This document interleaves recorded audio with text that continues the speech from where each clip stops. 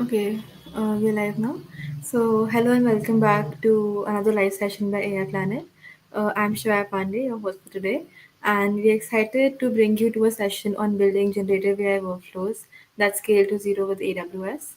Our esteemed speaker for today is Arnel, a Python backend engineer and an AWS certified professional with expertise in cloud native and serverless applications.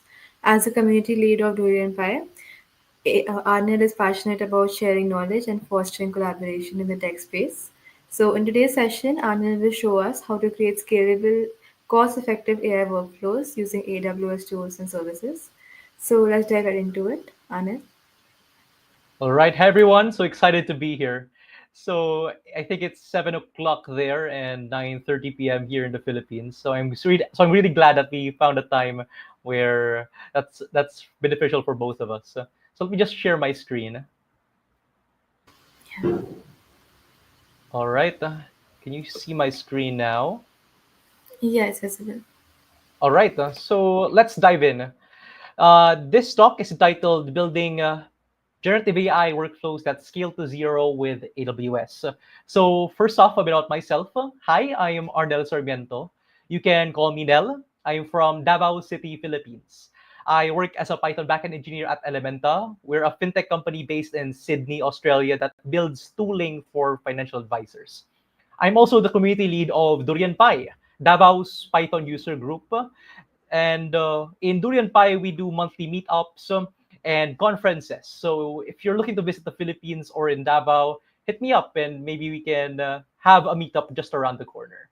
But for this talk, we're going to talk about the need for orchestration in generative AI applications.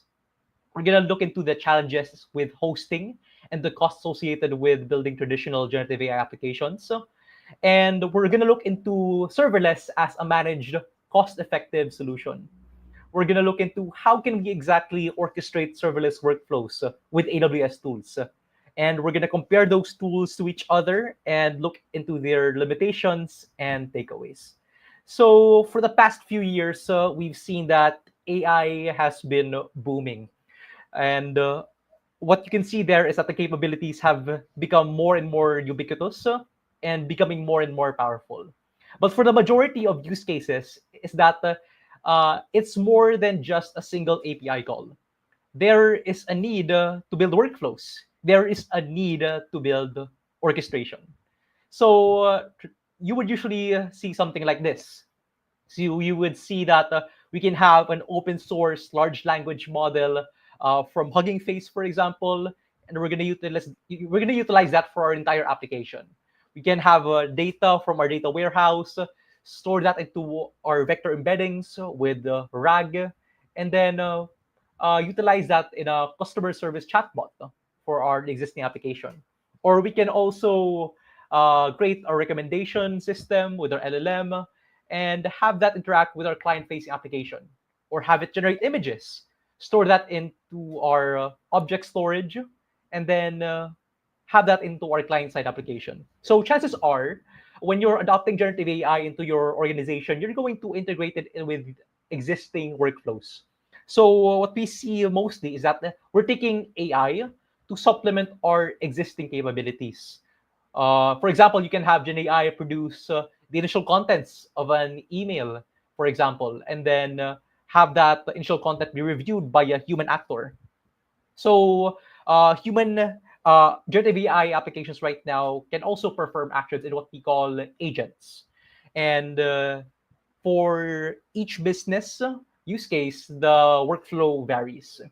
All right, so when we're doing orchestration, there are two main players when it comes to tooling: LangChain and Llama Index. So these are open source frameworks that allow us to integrate multiple series of large language models from different providers, have that integrate with our vector databases, API calls, different tools, and some security guardrails right out of the box in just that one package. So if you're gonna deploy an application with either LangChain or Llama Index in the cloud in production, you're gonna see something like this. We're gonna see Hugging Face open source model with a Llama Index application inside SageMaker Studio in Amazon SageMaker, for example. And we're going to expose that endpoint to a SageMaker endpoint. So under the hood, this is a serverful workload. We can see that we can't really deploy a large language model in a very small instance size of a VM. We're gonna have to resort to the large instance sizes for that, and there's costs, large costs attributed to that. In addition to that, you will also be in charge with the security posture of your LLM service, and it's all directly under your hands. So you're gonna have to set up model monitoring, set up versioning, and the compliance requirements with dealing with the resources depending on the criticality of your workloads. And that cost attributed to that is there even if you don't have any significant traffic. So that's one roadblock, one way where companies and organizations might find it hard to deploy production grade serverless, no, generative AI applications. And that brings us to the concept of serverless.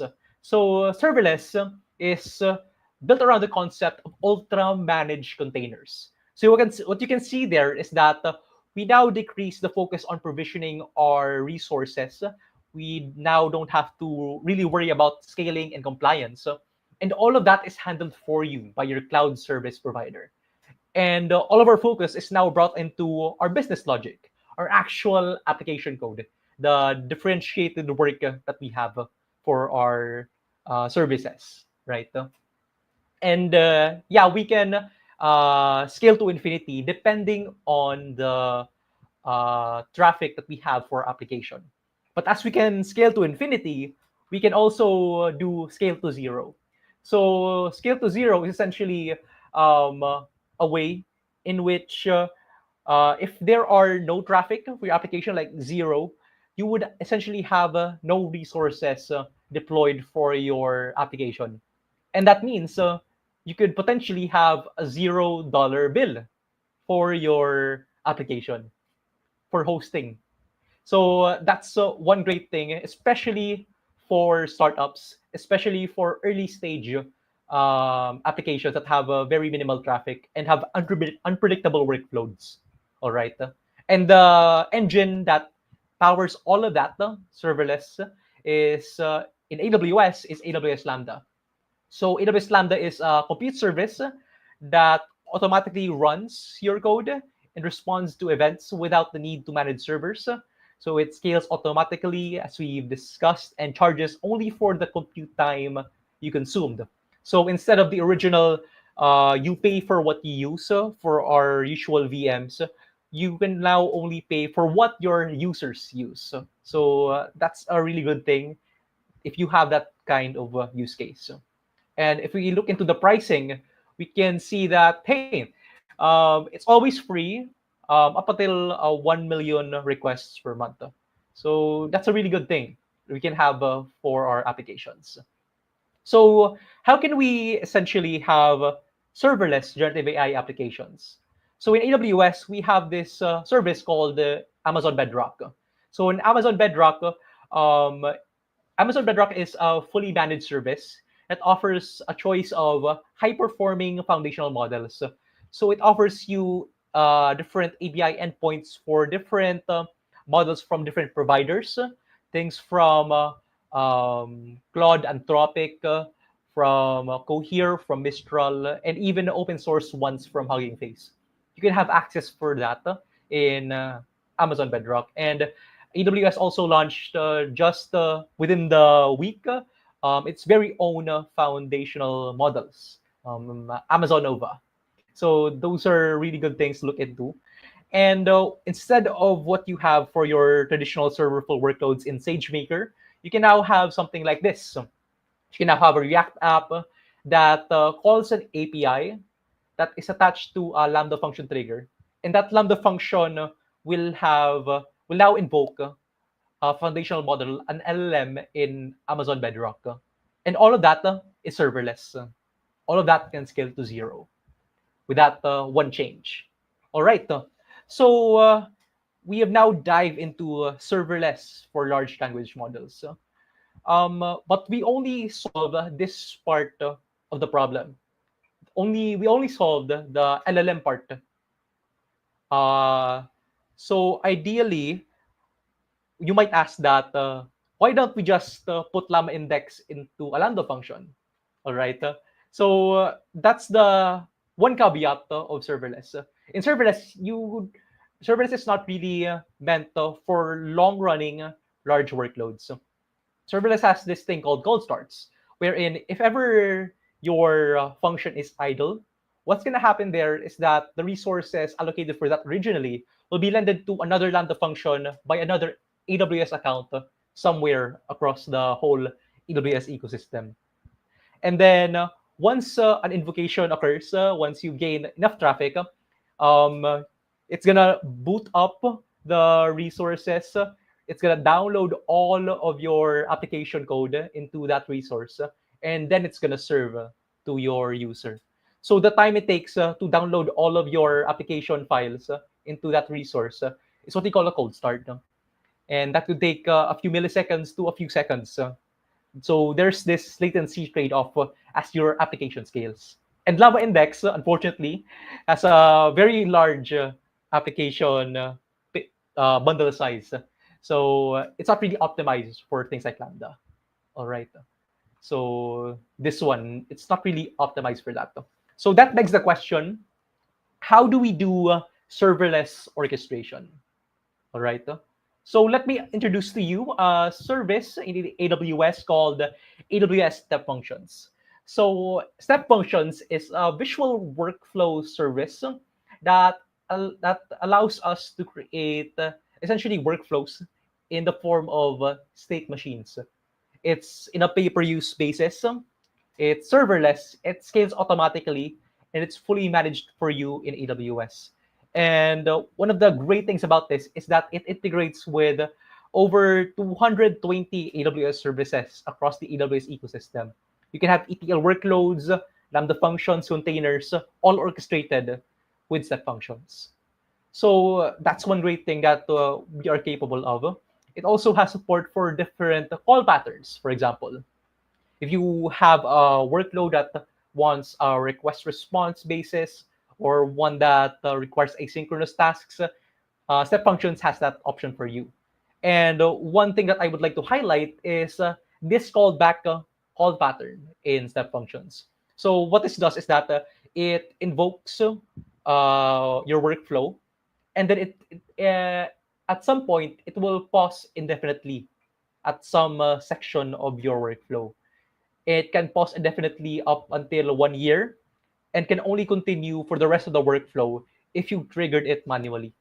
So that's one thing that you have to keep in mind for the things that I will discuss later on in this presentation. All right. But most importantly, uh, we have direct integration for Amazon Bedrock. So here, we can see that we can create a workflow that can do prompt training, for example. If you want multiple large language models to annotate, improve, or enhance or evaluate the response of its previous large language model, you can do that with prompt training in this type of workflow. All right. So those are the capabilities of step functions. Now let's go into a demo.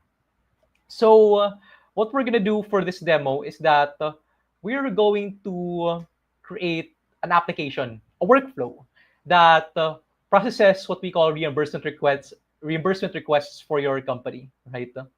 It's going to, an employee, for example, can request a reimbursement to an HR manager. And what's going to happen there is that the initial assessment, if that HR request adheres to the policies of the company, will be done by our AI agent. It's going to pull in some documents from the documents that we have, the policies that we have, and it's going to make its initial assessment. And once it has that initial assessment, a human reviewer, the HR manager, for example, will review that and either accept or reject it. If it's accepted, then we're gonna send an acceptance response, and then it's gonna process the rest of the transactions for the reimbursement. Otherwise, what's gonna happen is it's just gonna send a reject email to that employee. All right. So let's do this. So what you see here right now is what we call Amazon states language. It's this way to define a state machine in step functions through code. So it's just a JSON that has some specific type of syntax that you have to get used to for you to actually write state machines with code. So you might assume immediately that this is a really bad developer experience, which is you're correct, right? So what we're gonna do here is that we're just gonna use the workflow service in step functions, which is essentially just a drag and drop interface that allows you to add multiple services together, add arrows in a very no code way of doing things.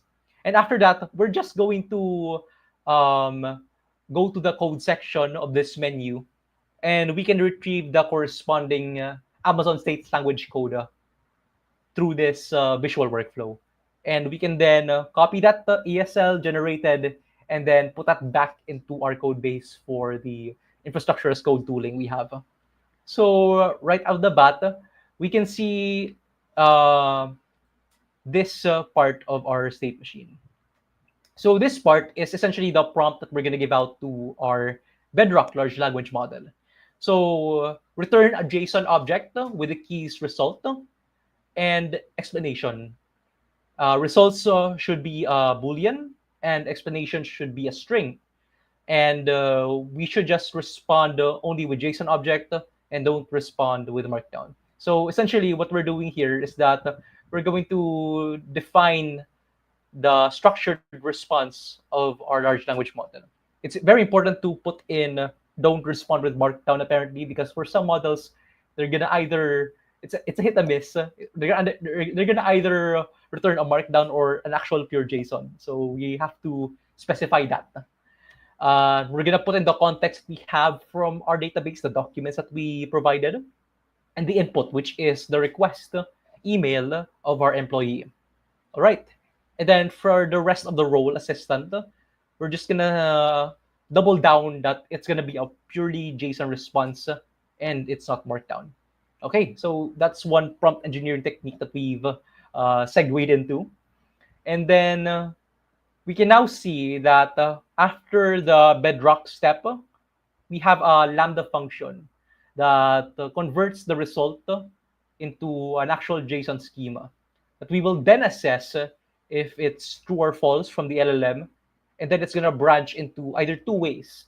It's going to directly send a deny event, which will trigger the deny functionality for the user. So the reject emails will be sent.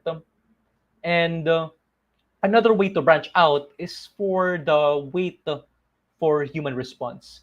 This is where we bring in the callback functionality of step functions, wherein we're gonna have a human reviewer assess if the request is actually true. All right, and that will wait indefinitely until the human reviewer has invoked another API for the rest of the workflow will be continued. So let's see this in action. All right, so we're here in the AWS console. We're gonna put in some payload in step functions. We're gonna see that hi, Ms. Rodriguez. This is we're gonna request 15,000 pesos. It has a spa treatment, a massage, a hotel upgrade, and some personal shopping. So ideally, we're gonna assume that this is gonna be a reject response. It would be great if a company would have that as part of their policy, right? But you can see here that it automatically continued to the deny flow of our workflow as intended. So a part of it is that explain that it's not approved, doesn't have any necessary documents, and it's not business related. So it also explained why the response was denied. All right. How about at the other part of the workflow? Let's see that in action. What if we have a request that actually adheres to the policy? So let's look into data. We've seen here that it's for a business trip. He's gonna meet with clients, and he has brought in some receipts and documentation of all the expenses. All right. So we're gonna assume that this is gonna be an acceptable reimbursement request. So let's just wait for the LLM to load up. And right now, you can see that it now branched into the wait for human response node in our state machine. And this is where we bring in the part wherein we're going to randomly trigger the continuation of this workflow. We can do that using another Lambda function, another API. So here is the handler of serverless function. It's going to receive that part of the payload of the requester in the request body. It's gonna look into the review accept, which is, we can assume it's a boolean, and we're going to assign data into the payload that we're gonna send into the send task success part, which is a function that's triggered from the Python SDK for AWS. So we're gonna send in the task token, and we're gonna send in the review accept attribute. So if we look into that, we can invoke that through an API, and then we sent in the task token that we are gonna retrieve from our state machine, and we're gonna set the review accepted true. And if we go back into our step function, you can see that automatically the whole workflow resumes. Explains that all of it seems correct.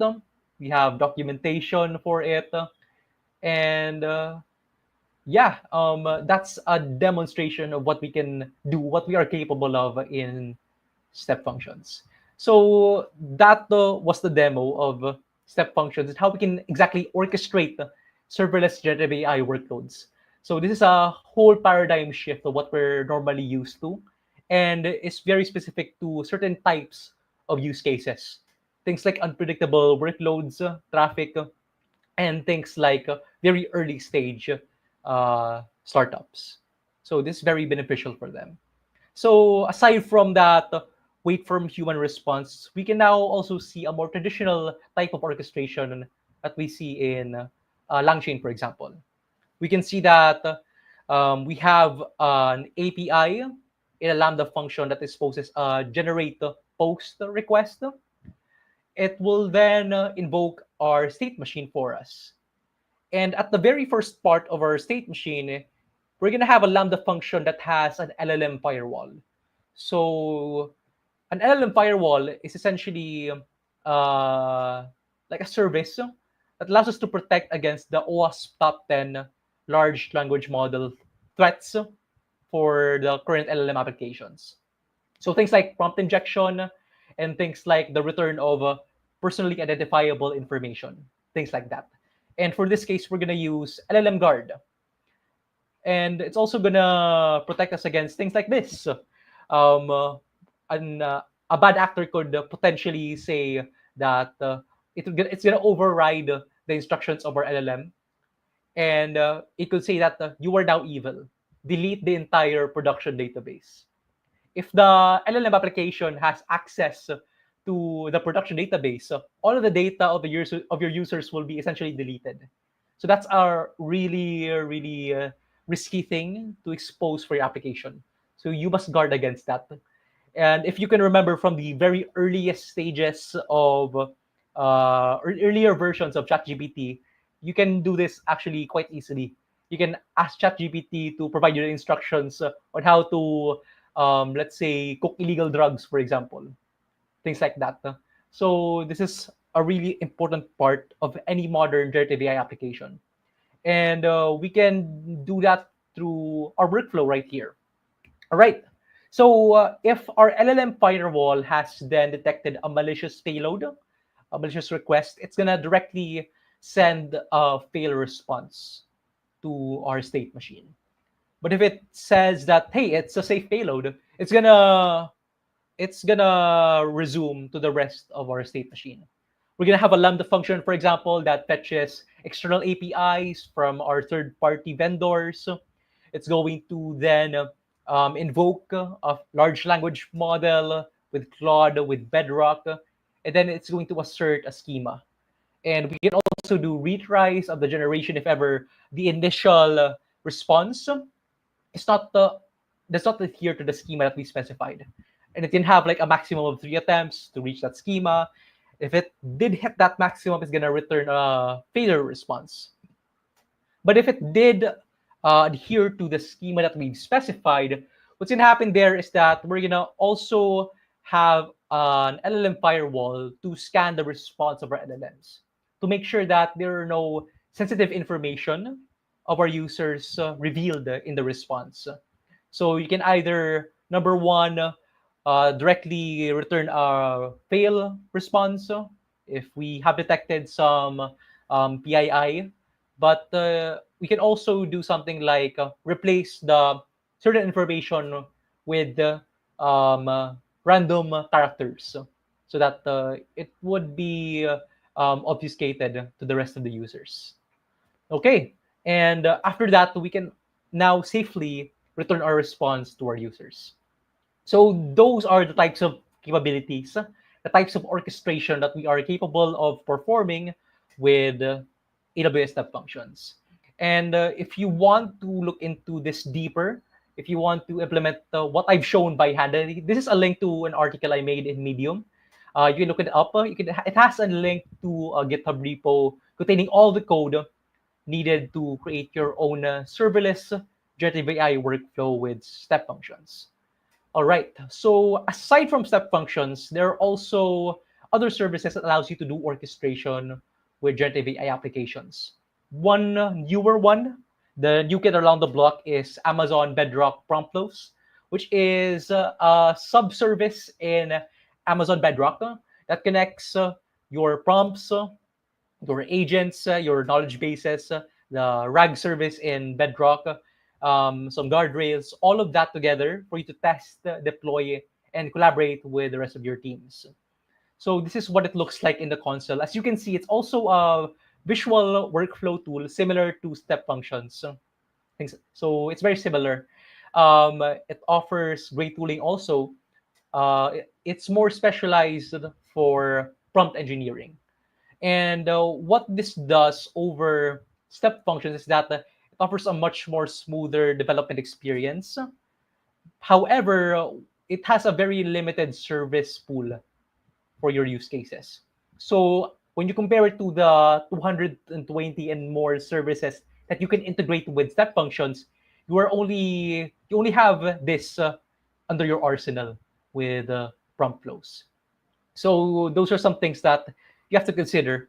If you're looking to integrate more common services like Lambda, S3 buckets, and other AI services in AWS, this might be something you would consider. But if you need something more advanced, you need the callback functionality, the different call patterns of step functions, and the other services that it provides, you might want to look into step functions more. All right. So aside from these services, while these services are great, they offer great tooling for certain use cases. There are also trade-offs, of course. So these are trade-offs inherent in serverless applications. Of course, there's vendor lock-in. It's much more highly as compared to your rolling out your own lang chain service. That's because when you want other capabilities that step functions does not provide, you will have you will have a hard time to move out of step functions. So one key tip to consider if you're experiencing that kind of vendor lock-in is to iteratively migrate to LangChain. So you might do one part of the service to be a part LangChain, and then integrate that to the rest of your service backwards, and have the rest of the workflow migrate into that LangChain workflow.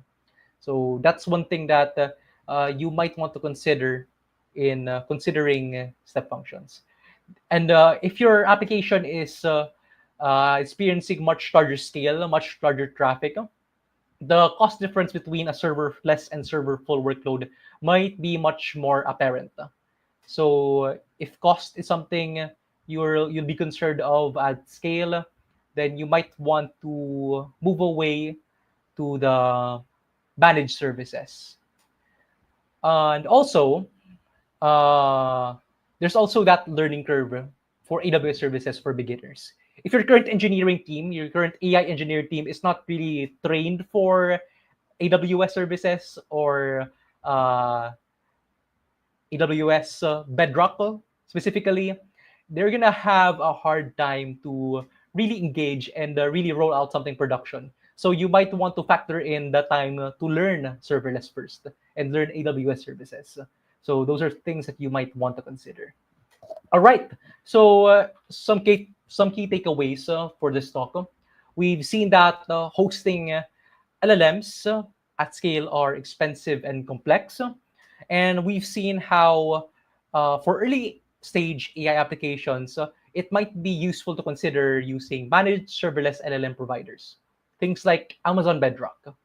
And if you want to orchestrate those serverless LLM tools, we can do that with AWS Step Functions. And if you want a more simple prompt engineering workflow uh, with none of the bells and whistles of step functions, you can look into Bedrock prompt flows. And of course, you might want to look at the trade-offs that we discussed at scale. All right, so that's pretty much it for my talk. These are my links if you want to connect with me on LinkedIn, Medium, or Facebook. Feel free to hit me up. But yeah, I'm really grateful for this, and thank you. Okay, so we have a few questions. I think we can get to that now. I'll add them to the screen.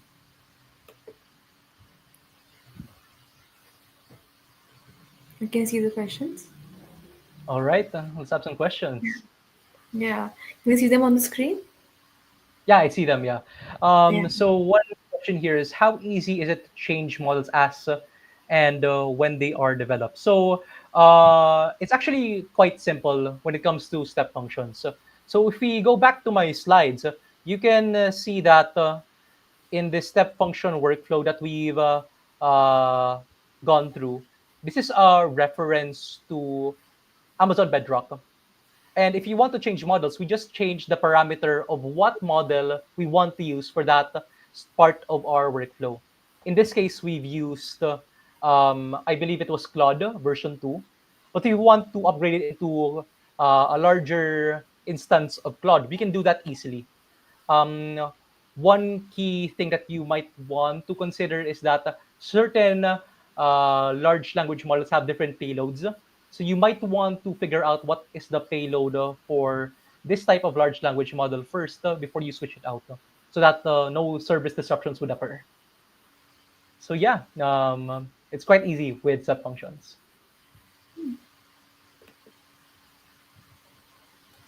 What are the main differences between LangChain, Llama Index, and AWS tool sub functions or Bedrock? RAG workflows, and how is it better? All right. So when it comes to RAG workflows, I really prefer the tooling provided by LangChain and Lambda Index. Yeah, it's really much more. It's really easier for you to integrate your vector databases and your large language models and your embeddings models all together in one single file of code.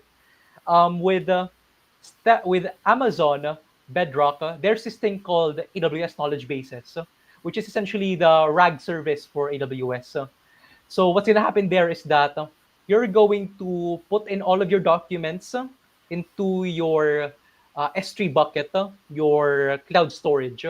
And what's going to happen there is that it's going to automatically run the embeddings on the vector database that you specified.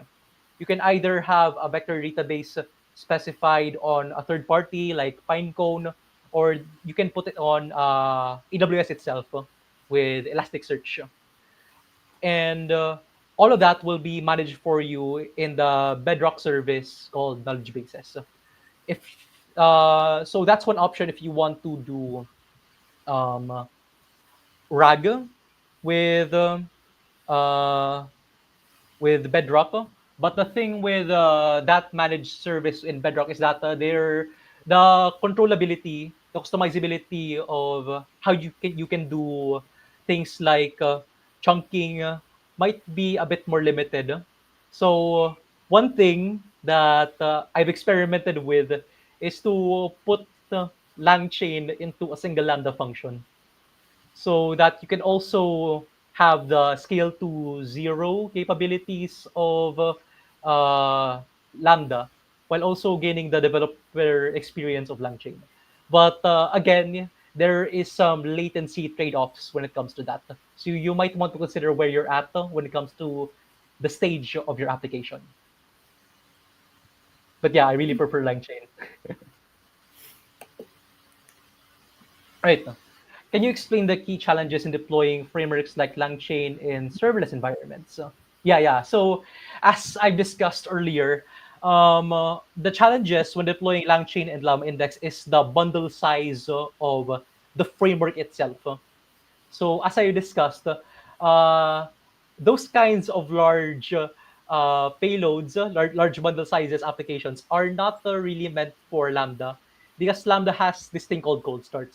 So there's you would have to wait for the time that all of your application files to be downloaded into your Lambda function after it's been awakened to say for it to be actually invoked by the user. So as your application bundle size grows, the latency trade-offs grows exponentially together with that. That's some challenges that you might consider when dealing with serverless environments in LangChain. Although it's possible, it's really possible. I've tried that myself in a production setting, but you really have to look into the trade-offs on how are we really how really important is latency in our use case. So yeah, that's something you have to consider. Okay. All right. Also could be a real world generative AI application that benefits from scale to zero. Yeah.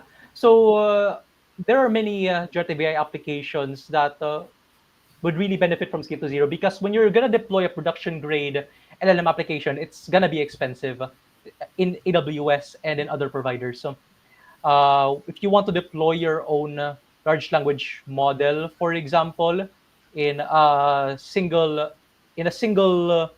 machine, and you're gonna have to consider doing fine tuning on data, what's gonna happen is that you're gonna have to really pay for that entire workload. And what's gonna happen there is that uh, even if your traffic is really does not really meet the demands of the cost, you're gonna still have to pay for that. So scaling to zero would really help us in mitigating some of the costs when it comes to deploying traditional self-hosted large language models. So, all right.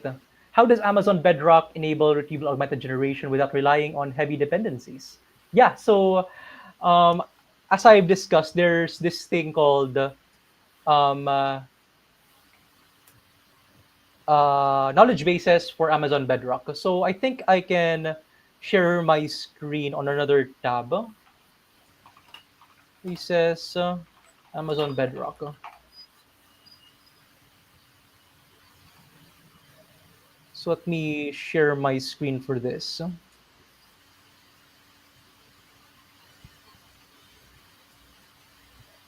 All right.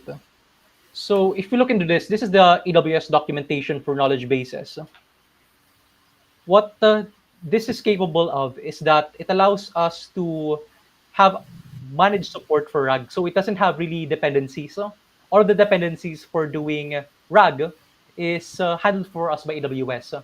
You just have to pick what embeddings model you want to use, pick what vector database you want to use, configure it together with your third-party vector database, for example, and then um, configure the security permissions for that, and that's pretty much it. All of that is automated for you with Amazon Bedrock. So that's one way to not rely on heavy dependencies when it comes to RAG. All right.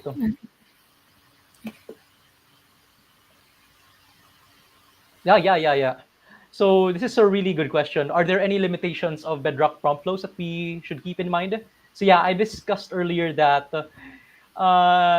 the amount of services that you can integrate with prompt flows is very limited. So you can only do a handful of those, around less than 20 services. And most of them are just tooling in Amazon Bedrock itself. It has some integration with Amazon Lex. It has some integration with Lambda. But other than that, if you want more complex workflows, you're going to have a hard time doing that with prompt flows. So in that case, just use step functions. Okay. All Is this right. the last question? Yeah. All right. Yeah. Could you elaborate on how prompt flows bridges the gap between serverless environments and frameworks like LangChain? All right. So, yeah, to bridge the gap, what happened there is that for some of the capabilities of LangChain, we can now do those capabilities in prompt flows. So if you want prompt chaining workflows wherein you have one large language model to be chained into another large language model, and have those have agentic workflows, for example, have that one large language model deploy, I know, invoke Lambda function for the automation of work. Normally, you would have to do that in LangChain manually with your code. But in prompt flows, you can do that in that low code tool service. So it really enables, it really democratizes the way we do large language model applications, generative AI applications, without the need to provisioning our own infrastructure and really um, managing much of the code. Because when it comes to production services, code is, I would consider, a liability instead of an asset.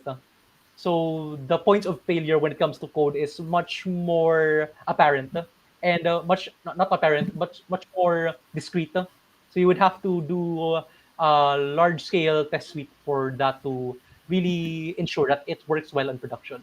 So this abstraction, this no code abstraction really minimizes the error that we would usually have when it comes to dealing with our own code in orchestration with LangChain. So yeah, I hope that answers your question. Yeah, that's it, the questions. Before we end the session, do you have any final thoughts? Yeah, so feel free to follow me on my socials, guys. And really thankful for your invitation for AI Planet. Really enjoying this community so far. Okay, so thank you all for joining us today for the session.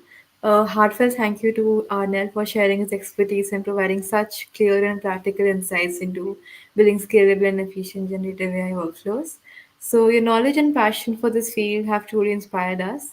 So, we also like to thank you, our audience, for your participation and thoughtful questions. Don't forget to follow Air Planet and Arnel for some live sessions, workshops, and resources. So we look forward to seeing you again in our future events. Yeah. Thank you. Thank you.